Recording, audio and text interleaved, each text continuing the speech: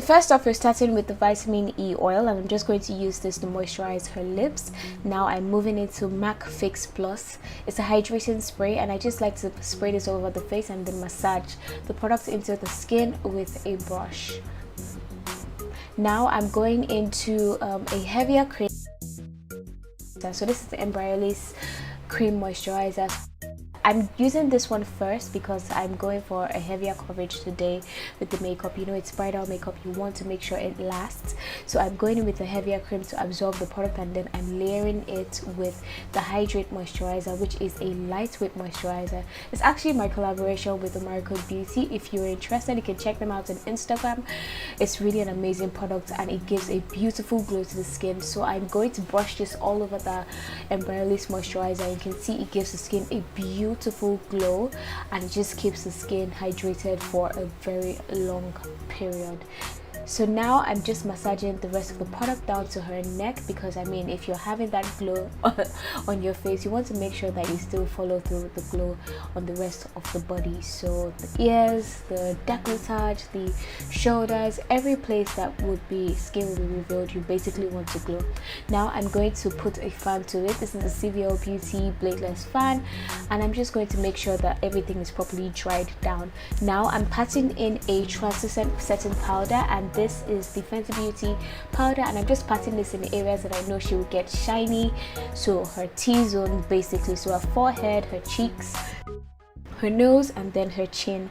So because I know that she's actually not going out today, and this is just for a photo shoot and this is just for filming purposes, I'm not really going to do anything to try to lock in the makeup, but I'm making sure that I'm setting the areas just so that there's no shine.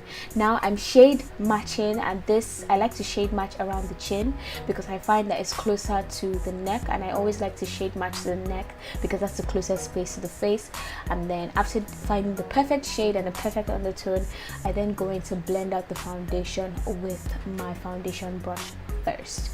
I just find that a foundation brush helps to share out the product, and then I don't use too much product, and then I can still place the product where I need it, so I can still maximize my coverage without, you know, using too much product. And I find that the beauty blender makes me use, you know, an excessive amount of product.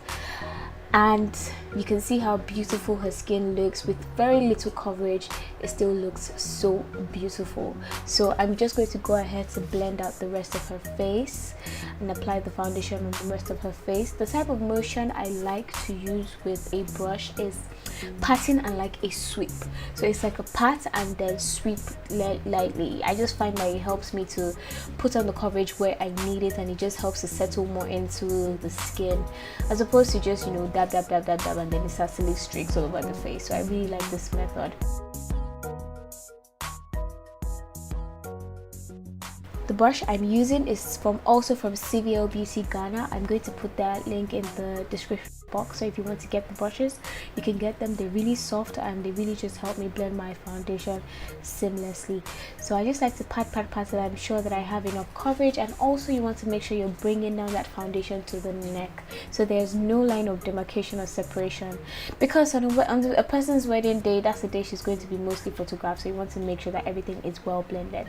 Now I'm highlighting her face with the Kevyn Aucoin Essential Skin Enhancer in the shade SX12, and I just like to spread out my concealer first with a brush before I then go in to blend with my beauty blender or my foundation brush, whichever I will be using to blend out the product. So now I'm first going in with my foundation brush because like I said, I want to be able to share out the product lightly before going into place or pat the product in place with my beauty blender. So I'm going around the edges of all the areas that I placed the concealer, so the edges of underneath her eyes and every area basically, just to make sure that it's completely merged with the foundation shade before I then go in with the beauty blender.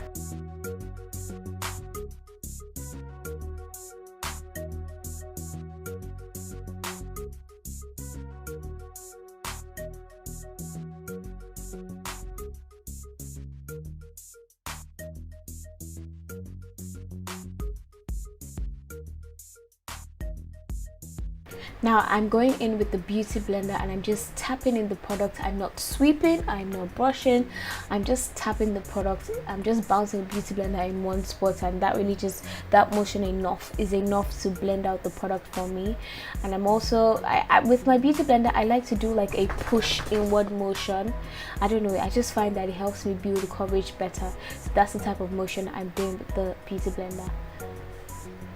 So you just want to make sure you go around everything and you make sure you blend till you can see no harsh lines.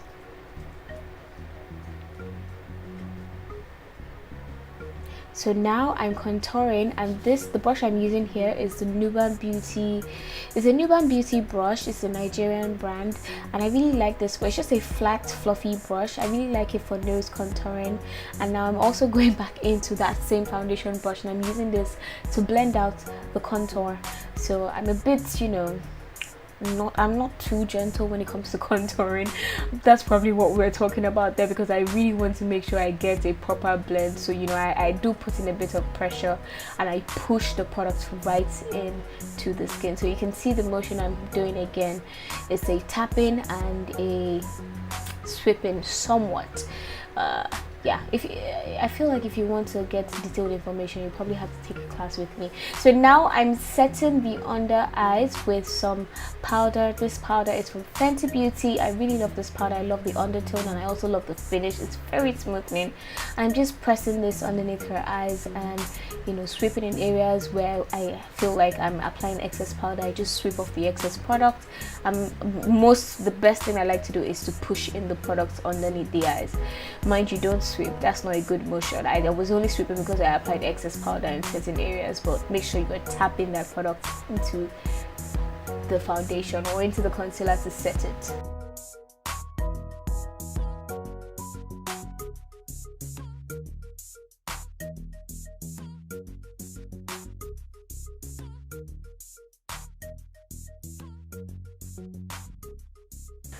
So now I'm applying a bit of powder underneath her cheekbones just to carve out her cheekbones some more.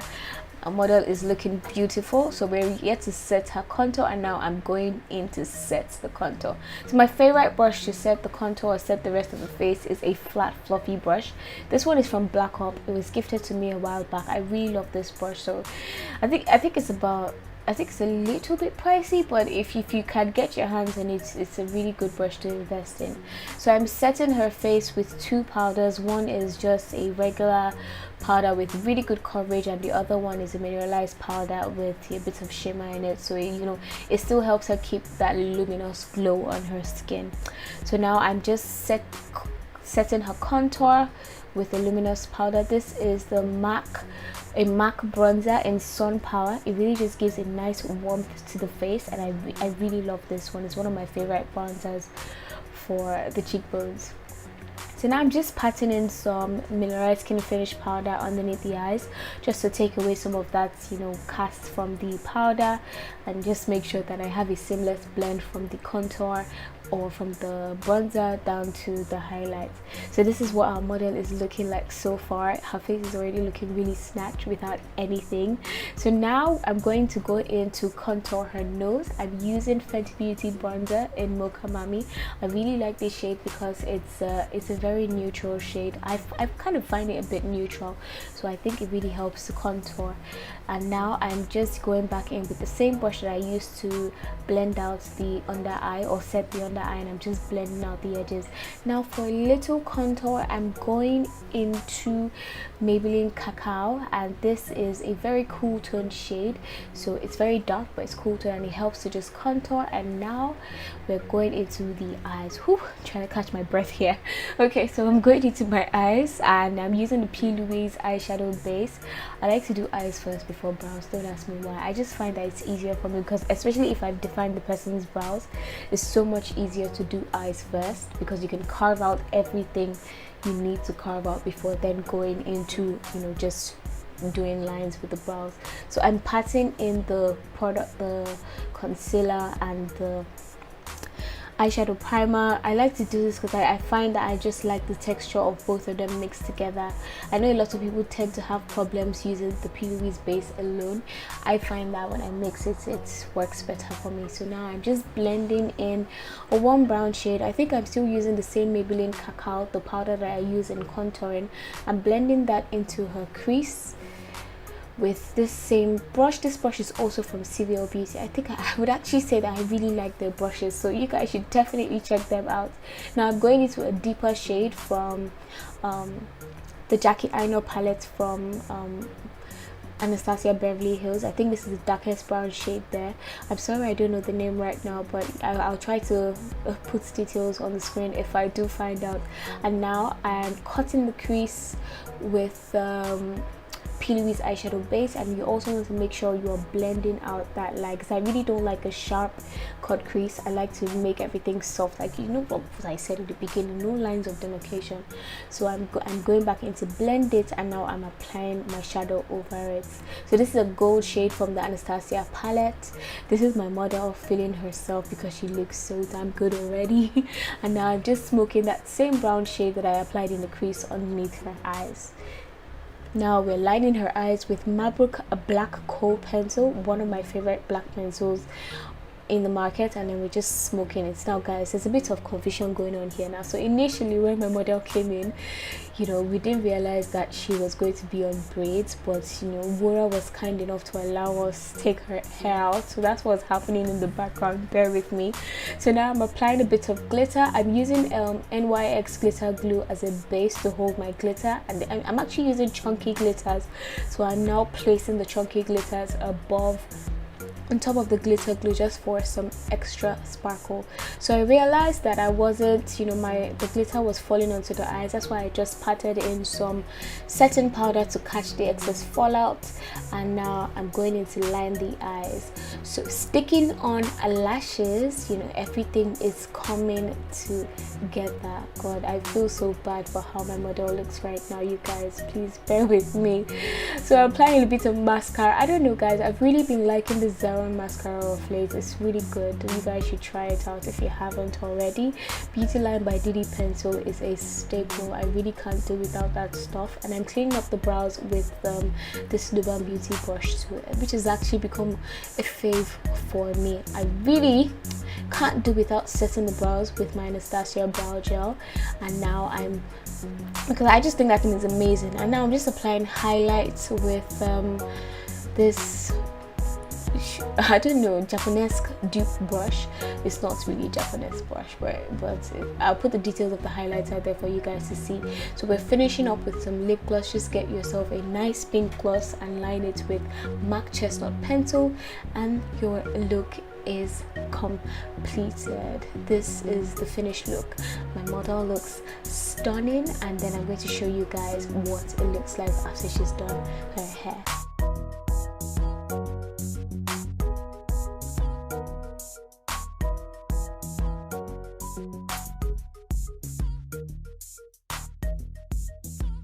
So that's it guys. I just really want to say a big thank you to everyone that participated on this shoot. I'm going to leave details down below and also show you guys the final result of the pictures that we took. I hope you guys enjoyed this tutorial. Don't forget to give us a thumbs up, and see you guys next time. Bye.